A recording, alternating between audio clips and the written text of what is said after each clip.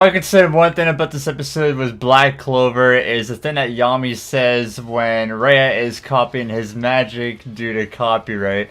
I found that hilarious because that's kind of what YouTube is now a little bit. Hello everyone, my name is Ranger Flame and welcome everyone to Black Clover episode 36. Man, this episode, part 3 of the fight, we get to see the third eye in animation. It was pretty good. So the start of today's episode, not gonna lie, it was pretty boring. And I'm only gonna talk about it a little bit before we get into the big fight, or I guess the half of this episode. So really the first half of it was just kind of explaining, the children going back to 9, seeing their families, of the Magic Knights, saving them. Everyone's all grateful, to Noelle, even though she really didn't even do anything, but really just, contacted Black Bulls or for reinforcements for help. But the positive side when you look at this, of the story of Black Clover is we all know from the Black Bulls ever since the start of when Asta and Noelle joined that the Black Bulls are kind of lazy people.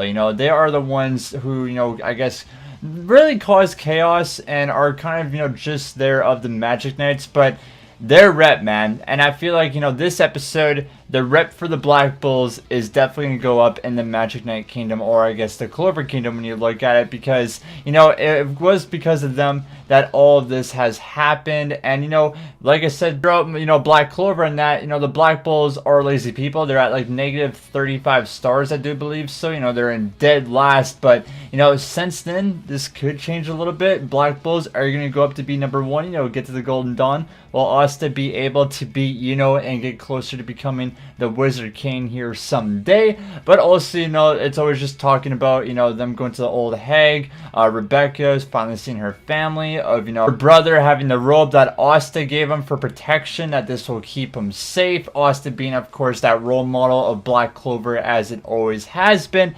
But now, after that part, like, that's really kind of what the first half was. It wasn't really anything special.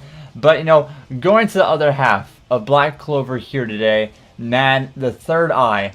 I love seeing these guys. They are going to be important people throughout Black Clover. I just want to point that out right there. And the magic that they use, oh my god, definitely OP. And a thing you got to look at with these characters is if all three of them fight together, they are way stronger than Light. And Light, of course, is, I guess his god figurine and is the leader of the Eye of the Midnight Sun. So, all three of them going against, the Black Bulls. And you look at the Black Bulls, Asta is tired. He doesn't have any magic whatsoever. He's just tired. Finn doesn't have any magic power left. He has to, kind of wait until he gets restored. That's the same with Gosh. Amiya is the only one that could fight now within the Black Bulls. So when you look at it, it's a 1 versus 3 kind of comparison. Before I get more into the fight right here, big thing with the series right here. Big thing that happened.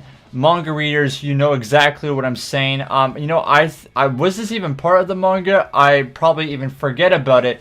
But when Light looks at Gosh and he says, "There's no way I could hurt you," and it was kind of a flashback of this person that looks like Gosh, that's definitely a spoiler right there. I don't want to talk about more because the manga right now as it is at this state that's kind of confirming this story that's happening in Black Clover. Anime watchers, you could wait for that, or you can go into the manga and kind of know the story of it all right there. So that's definitely a big thing.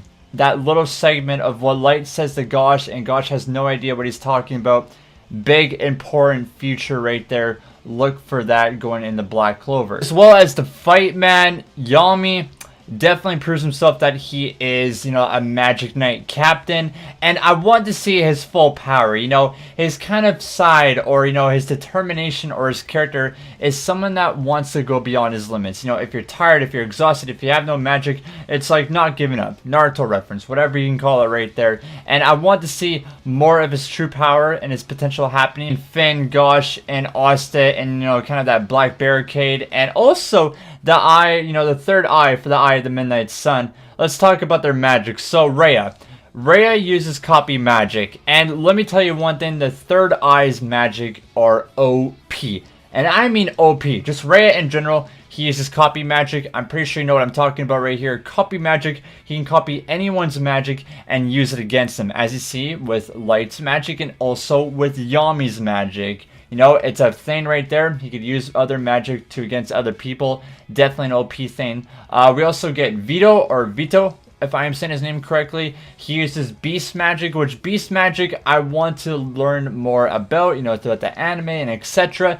He also knows ki as well while fighting Yami, which ki is an understanding thing. You know, use all the senses of your body, you know, touch, smell, all that, to kind of know a person's movement, which when he was fighting Yami, he knows everything about ki, so he kind of already knows Yami's strategy already as a character. And then we have the last one with Fauna, and Fauna, man, what is it, the Eye of the Midnight Sun and having such crazy people? I don't know if it's a comparison between her or Sally of who is the craziest female that we know so far of the Eye of the Midnight Sun. Because, oh my gosh, like, definitely a person that likes her leader Light 100%. You know, you lay a finger on, you know, him, she will go absolutely crazy against you. Her magic is Spirit, which she has a salamander that knows fire magic. This is also a comparison to Yuno, how he has, of course, a Bell as, you know, the fairy with his wind magic. So yeah, definitely a lot of strong characters, and these three together are like Magic Knight captains. That's how powerful they are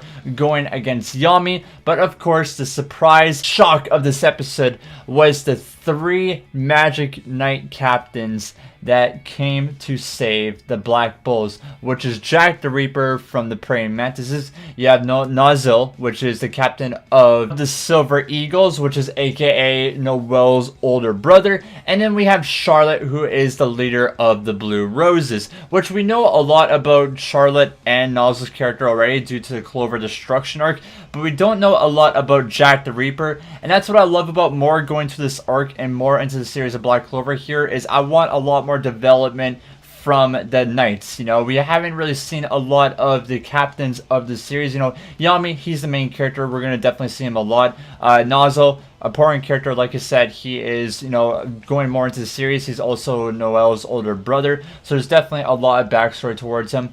Charlotte as well, we'll definitely get more of her character development, more into the story. As you know, right now we've only seen her, you know, in little clips of this episode and also the Clover Destruction arc. Jack the Reaper, we have no idea like anything about him. The only thing, I guess, the praying mantises of, you know, the Clover Kingdom is Baha. That's like the only guy that we know from the praying mantises, which there's another character that we'll see further down the line of Black Clover who I really love and adore, but that's going to be until probably season 2 or potentially even season 3. That's how far it is till we get that guy's character. But it's good seeing, you know, Jack as a character, more development, and that's why I love this arc so much. And this arc, I feel like I said, it is the best of Black Clover that we have yet, just because, you know, we're getting so much character development from people. We get to see awesome action, and it's just an overwhelming turn that Black Clover, you know, is going to a good end. Like I said, Black Clover is going to end right here in 50 episodes. We're on episode 36, so 14 more episodes left to go before we are at the end of Black Clover. That was today's episode, but I hope you guys all enjoyed my review here today for Black Clover. With this, guys, I feel that this episode does deserve an 8 out of 10. It would be higher if the other half was better. I'm not gonna lie, I didn't like the first half of today's episode, but the second half really pulled it out right there. I feel like you guys will definitely agree to that. You know, it wasn't filler the first half. It was kind of just more explained stuff, and the kids coming home back to 9, you know, it's a heartfelt moment. It also shows the Black Bulls that they'll get more rep here in the future, and etc. like that. But if you guys enjoyed, make sure to leave a like, comment down below what your favorite part of this episode was, and subscribe to the channel. That would be greatly appreciated. But either way, we'll see you guys next week for another Black Clover review. Much love, and as always, have yourselves a wonderful day.